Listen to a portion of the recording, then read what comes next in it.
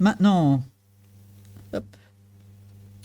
Donc, nous revenons comme depuis un certain temps dans le livre des rois. Souvenons-nous, nous avons un roi, deux rois, premier livre des rois, deuxième livre des rois. À la base, c'était sûrement un seul livre qui, pour différentes raisons, surtout pratiques, a été divisé en deux. Et donc nous sommes dans cette monarchie divisée et on bascule entre le royaume du Nord, royaume d'Israël, le royaume de Juda. Donc voilà, on est dans les années, on va dire, fin 900, enfin, fin 900, parce qu'on remonte le temps. Hein, donc, on commence, la monarchie est divisée vers 921 à peu près, et les rois que nous sommes en train de regarder la semaine dernière, aujourd'hui, et ben ça va être, et je pense, sur le diapo suivant, ça, c'est quelque chose que je vous ai donné. Donc, voilà, on est, comme j'ai dit, fin des années 900, donc 909, 908, jusqu'à, on va dire, début 800. Alors, c'est un peu difficile, puisque, comme j'ai dit, on remonte le temps. Mais on est, si vous regardez en bas, ici, on va parler de Baécha. Et je crois la feuille suivante que je peux donner, si je ne l'ai pas encore donnée, va montrer les rois qui viennent juste après Baécha. Il y aura eu quelques rois très rapidement après lui qui ne règnent pas beaucoup avant de déboucher sur Omri, qui est le père du plus mauvais roi du royaume du Nord, Akab. Donc ça, on va vers ça. Du coup, on va retrouver alors cette chronologie ici. Donc, si vous regardez sur la droite, Baïcha, entre lui et Omri, il y a deux ou trois rois, je crois que c'est au moins deux, avec des révoltes, des assassinats même. Et ensuite, on a Omri. 1 roi chapitre 16, c'est là où nous sommes. Alors, 1 roi chapitre 16. 16, oui. 1 roi chapitre 16.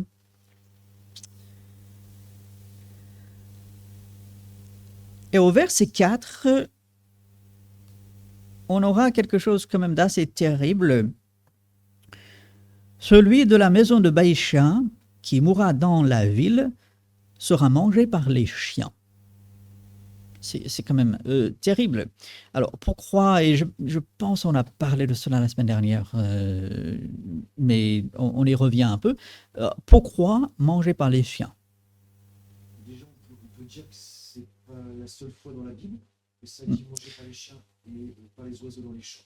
Tout à fait. Donc, c'est quelque chose qu'on va voir notamment dans cette période des rois. C'est un jugement qui est annoncé. Il y aura la seule reine de Juda, donc Athalie, qui sera jetée par la fenêtre et sera, la Bible l'explique, mangée par des chiens. Ah non, c'est pas Athalie, merci, c'est Jézabel. Jézabel, donc... Entre guillemets, pas une expression de l'époque qui dit tu ne seras pas enterré avec tes pères dans le sépulcre de ta famille. Ok. C'est peut-être. Alors, pour le coup, ils sont vraiment mangés par les animaux. C'est oui. pas une expression de l'époque. Exact. Alors, c'est oui et non. Donc, non, ce n'est pas simplement une expression imagée. Moi, je le prends littéralement, puisque Jézabel, c'est ce qui lui arrive. La Bible ne détaille pas, mais il devait y avoir d'autres exemples de cela. Donc, pour moi, c'est à prendre à la lettre que des chiens, et il ne faut pas penser aux animaux de compagnie, hein, il faut penser chiens sauvages, donc pas des animaux domestiques et tout, la petite caniche sur le canapé, non. N'est-ce pas? Oui, oui, oui, si c'était ça... Exact, oui. On peut facilement comprendre un loup ou un chien sauvage qui fasse cela, mais petite caniche, même courage, voilà, ce serait horrible, quoi. Et donc, non, pour ce que tu as dit, je ne pense pas que ce soit simplement juste une expression, que ça va être terrible, mais que ça va réellement se passer. Oui, si les chiens mangent une dépouille, c'est pourquoi? Parce que ça n'a pas été enterré. Si c'était enterré, ben, les animaux sauvages, que ce soit des chiens, des oiseaux ou autres, eh ben, n'auraient pas la possibilité de manger la dépouille. Donc, ceci montre qu'il y aura des souffrances atroces, qu'il n'y aura pas la possibilité d'enterrer les morts pour plusieurs raisons. Parfois, ça va être à cause de la guerre, parfois parce que on sera obligé de partir. Enfin, il peut y avoir toutes sortes de raisons. Et c'est Dieu qui annonce ce jugement sur la maison de Baïcha, parce qu'il est allé trop loin. Dieu s'est servi de lui, parce que Dieu est grand, Dieu se sert de qui il veut, mais il est allé trop loin et il a reçu son propre jugement parce qu'il n'a pas suivi Dieu. Et c'est le refrain éternel dans ce livre. Les rois arrivent, ils règnent un certain temps plus ou moins long, ils meurent, parfois ils sont malades, ils meurent, et un autre roi prend la place. C'est ce cycle un peu comme on voit dans les juges. Le cycle où le peuple est fidèle à Dieu, Dieu bénit le peuple pêche, Dieu envoie le jugement, le peuple crie à Dieu, Dieu les délivre et rebelote et retourne. Ici, c'est un peu pareil. On a un roi qui arrive, ça se passe plus ou moins bien, parfois ça se passe très mal. Il y a quelque chose qui arrive, le roi meurt et on a un autre roi. Aucune stabilité, et on peut le voir par la succession de ces différents rois. Même s'ils essaient de bâtir un royaume, une maison, quelque chose de stable, mais non. Du coup, ce chapitre 16, on ouvre avec effectivement la mort de Baïcha. Et au verset 8, la 26e année d'Asa, roi de Juda. Alors, j'attire de nouveau votre attention sur le projecteur. Donc, Baïcha, son règne va se terminer à peu près au milieu du règne de Asa. Donc, le fils de Abijam, toujours sur la gauche, Juda dans la lignée de David. Donc, son règne va être là à peu près au milieu. Et lorsque Baïcha va mourir, eh ben, son fils Éla va régner. Il va régner 2 ans. C'est pas beaucoup. On a eu des règnes de quelques décennies chacun pour les rois précédents. Mais ici, Éla, il va régner. Son serviteur Zimri, verset 9, chef de la moitié des chars, conspira contre lui. Donc, dans moins de 3 générations, on a un délaissement total de Dieu, on a la confusion, on a la conspiration, on a des assassinats. Jéroboam qui pensait peut-être bien faire, mais on regarde où ça l'a conduit.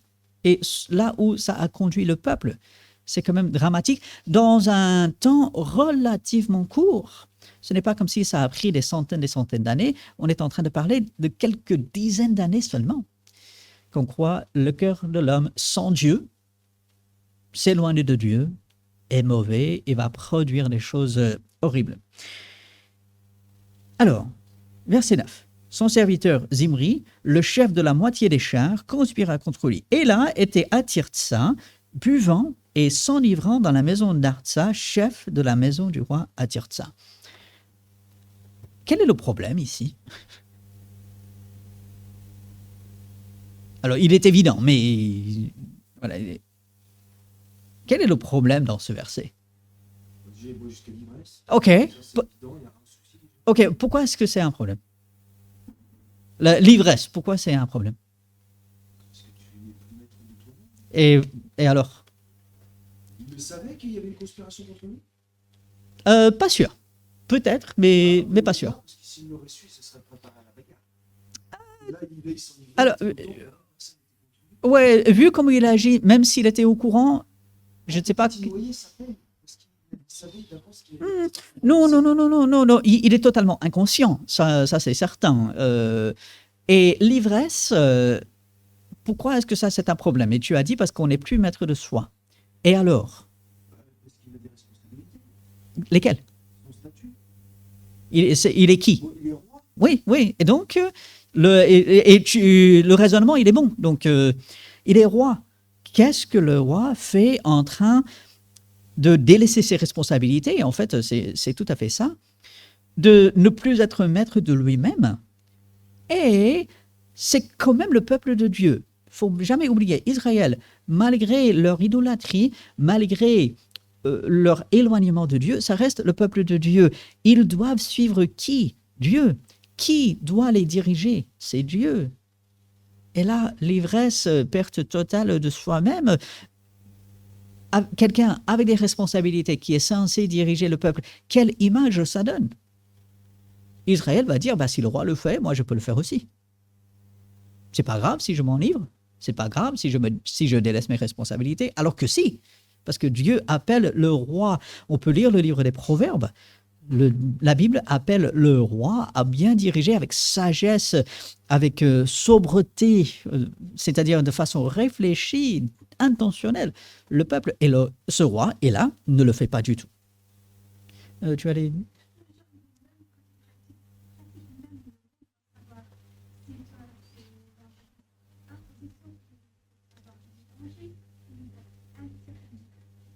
Oui.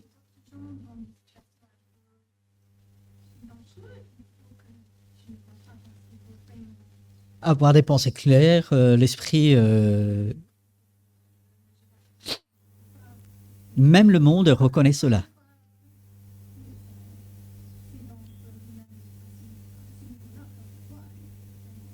Absolument. Ben oui, c'est tout à fait ça. Et du coup, on voit une insouciance totale de la part du roi.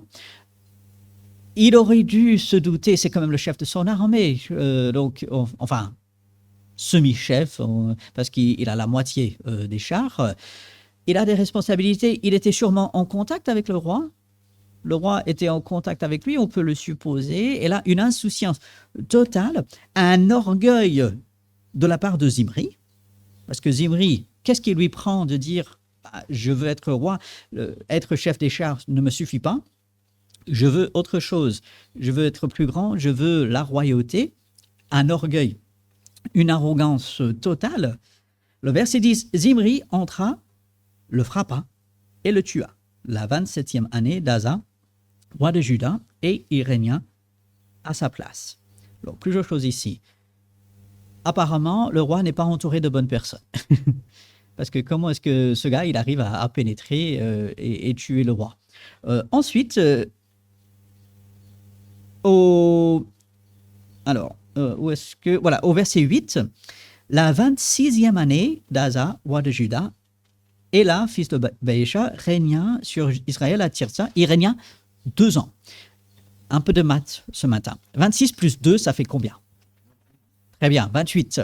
Alors, s'il règne 2 ans, son règne devrait terminer le 28e année de Asa, roi de Juda. Est-ce qu'on suit jusque-là? Il commence à régner le 26e année. S'il règne 2 ans, eh bien, son règne doit terminer, 1 roi chapitre 16. Son règne devrait se terminer le 28e année. Est-ce qu'on suit jusque-là? Puisque 26 plus 2, ça fait 28, des calculs de base. Alors, verset 10, Zimri entra, le frappa et le tua la 27e année d'Asa. Ah, mais il manque une année là. Est-ce que quelqu'un se soit trompé et tout? Non, c'est tout simplement la façon de calculer. Entre 0 et 1, on est dans la première année. Et on va dire, même si, par exemple, un enfant, on va dire, oui, il a 6 mois, 8 mois, mais il est dans sa première année. Il a 1 an. Donc, il a 1 an, mais il est dans sa 2e année maintenant. Et donc, voilà, parfois, dans le livre des rois, dans le livre des chroniques, on va avoir un décalage d'un an. Parfois, ça peut être même deux. Et c'est pour cela. Est-ce qu'on compte à partir du début du règne? Est-ce qu'on prend une année en cours? Donc, ne soyez pas déstabilisés. Certains essayent de chercher des petites bêtes avec ça en disant, ah, regardez, la Bible est censée être précise, vraie et tout. Elle est. Elle est. Donc, ceci n'est pas la preuve du contraire. Le verset 11. Alors, on y revient. Lorsque il, donc Zimri, fut roi et qu'il fut assis sur son trône, il frappa toute la maison de Baïcha. Il ne laissa échapper personne qui lui appartienne, ni parents, ni amis. Zimri détruisit toute la maison de Baïcha. C'est quand même cruel. C'est horrible. Il ne s'arrête pas à la famille. Ce qui, humainement parlant, on peut comprendre, puisqu'on veut éviter quelqu'un qui peut prétendre à reprendre la royauté, mais il va jusqu'à les amis, les connaissances, l'entourage. Donc, ce n'est pas juste la famille, mais n'importe qui pourrait prétendre reprendre la royauté. C'est quand même horrible. Il n'y a rien de Dieu là-dedans, sauf que Dieu avait annoncé que ça se passerait. Regardez la fin de verset 12. Selon la parole que l'Éternel avait dite contre Baïcha par Jéhu le prophète. Non pas que Dieu a fait ceci, mais Dieu l'avait annoncé. Baïcha aurait dû se repentir, comme d'autres rois le font lorsque Dieu annonce un jugement. Il ne l'a pas fait et ainsi il subit le juste jugement de Dieu, même si l'homme va au-delà. Dieu permet. Dieu, il est toujours derrière et il permet des circonstances pour arriver aux fins que lui, il a mis en place. Alors, et verset 13, à cause de tous les péchés que Baïcha et Éla, son fils, avaient commis et qu'ils avaient fait commettre à Israël, irritant par leurs idoles l'Éternel, le Dieu d'Israël. Le reste des actions d'Éla, tout ce qu'il a fait, cela n'est-il pas écrit dans le livre des chroniques des rois d'Israël. Donc, on a d'autres détails qui sont donnés dans le livre des chroniques.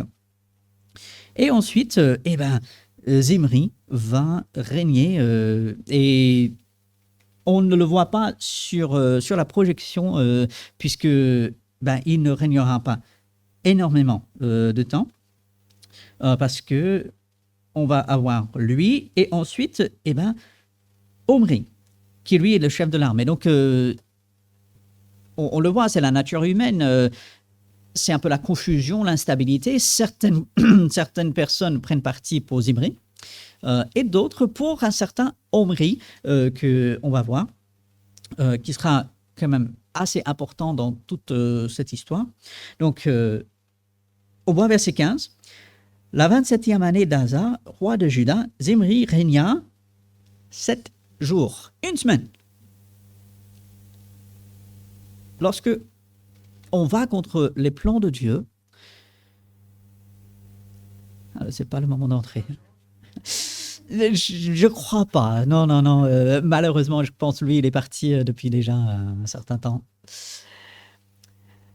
Lorsque on va contre le plan de Dieu, lorsque on croit à faire mieux que Dieu, ou lorsqu'on ne le consulte pas, parce que Baïcha est là, même Zimri était dans l'idolâtrie, était loin de Dieu. Quand on essaie de faire cela, ça ne peut pas marcher. Il y aura peut-être une réussite pendant peu de temps. Pour Éla, c'était 2 ans, Dieu lui a laissé. Zimri, c'est 1 semaine. Dieu se sert de lui, parce que Dieu, il est grand. C'est ça qui est tellement merveilleux avec Dieu. Il se sert de qui il veut et il utilise même les mauvaises actions des hommes pour accomplir son plan. Mais lorsqu'on essaye d'aller contre Dieu, lorsqu'on délaisse Dieu, ça ne marchera jamais. Et nous le savons, je ne vous annonce rien de nouveau. On le voit constamment dans la Bible et même dans l'histoire. Mais il est toujours bon de se le rappeler, de dire « Ah, si jamais je suis tenté de dire « Ah, Dieu, il aurait besoin d'un coup de pouce » ou « Dieu, il me demande de faire ceci, mais non, je vais plutôt m'arranger de cette façon. Ça ne va pas marcher. On voit dans le livre des rois s'attacher à Dieu, quoi qu'il en coûte, peu importe les circonstances, même quand tout autour de nous semble dire le contraire, s'attacher à Dieu et le suivre sera toujours le bon choix. On va le voir avec Élie, Élisée, on va le voir avec Ézéchias, on va le voir avec Joas, un ensemble de personnages fidèles à Dieu. Et donc, Zimri, eh ben, il va régner 7 jours. Et puis, à la fin du verset 15, le peuple campait contre Gibeton, qui appartenait aux Philistins. Donc, il y a de nouveaux conflits entre Israël et les Philistins. Le peuple qui campait a pris cette nouvelle. Zimri a conspiré et même il a tué le roi. Et ce jour-là, tout Israël établit dans le camp pour roi d'Israël Omri, chef de l'armée. Omri va devenir plutôt important, même si on ne parle pas beaucoup de lui, mais il va devenir important parce que son fils Akab, comme vous pouvez le voir sur le projecteur, son fils Akab sera un des pires rois du royaume du Nord. C'est sa femme Jézabel, donc avec ce nom, on va dire infâme, ça signifie aujourd'hui la pire femme au monde, quoi. Donc voilà, c'est tout ça, ça part d'Omri. Et Omri devient roi, pourquoi? Parce qu'il y a eu ce révolte, il y a eu cette conspiration et tout. Donc voilà, on va établir Omri pour roi. Verset 17, Omri et tout Israël avec lui partirent de Gibaton. Donc il laisse le combat contre les ennemis de Dieu pour venir assiéger Tirtsa, pour en fait s'en prendre à son propre peuple. On voit combien la rapidité avec laquelle les choses sont bouleversées. Là, on était en campagne contre les ennemis de Dieu, ça c'est bien. Dieu avait donné des ordres à son peuple d'éliminer les ennemis et tout. Mais maintenant, on va délaisser ça pour s'en prendre à son propre peuple. C'est quand même le monde à l'envers, encore une fois, parce qu'on s'éloigne de Dieu. Verset 18, Zimri, voyant que la ville était prise, se retira dans le palais de la maison du roi et brûla sur lui la maison du roi. Quel genre d'homme! C'est quand même assez incroyable. Il a, j'allais dire, l'audace, mais apparemment pas l'intelligence, de tuer le roi. Mais une semaine plus tard, lorsque sa vie est menacée, il se suicide. C'est terrible. Et verset 19, c'est ainsi qu'il mourut à cause des péchés qu'il avait commis en faisant ce qui est mal aux yeux de l'Éternel, en marchant dans la voie de Jéroboam. Ça reviendra jusqu'à la fin du livre. L'influence du péché de Jéroboam sur les générations futures est énorme, en se livrant au péché que Jéroboam avait commis pour faire pécher Israël. Le reste des actions de Zimri, la conspiration qu'il forma, cela n'est-il pas écrit dans le livre des chroniques des rois d'Israël? Alors le peuple d'Israël se divisa en 2 parties. Une moitié du peuple voulait faire roi Tibni, fils de Ginath, et l'autre moitié était pour Omri. Ceux qui suivaient Omri l'emportèrent sur ceux qui suivaient Tibni, fils de Gibnath. Tibni mourut. Donc l'implication, c'est que on le met à mort. Donc dans ce conflit, il meurt, il est assassiné, et Omri régna. Donc, aucune stabilité, le chaos total ici dans le royaume du Nord.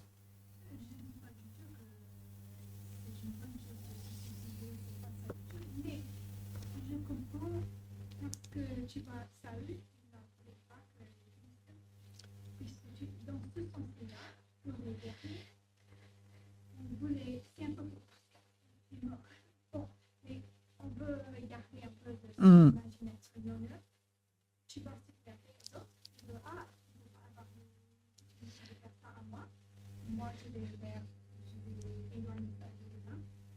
Oui, c'est vrai, sachant qu'il...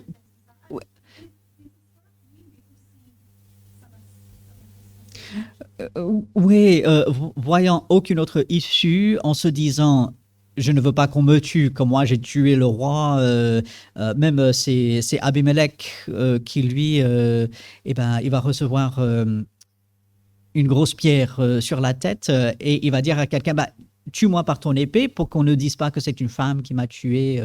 Donc pour l'honneur, oui, c'est vrai de le relever. Oui, oui, oui, ça peut rentrer là-dedans et on voit où est la confiance en Dieu. Elle a disparu, elle est absente complètement. Et donc, voilà, c'est le chaos total, une mauvaise réflexion, une réflexion humaine.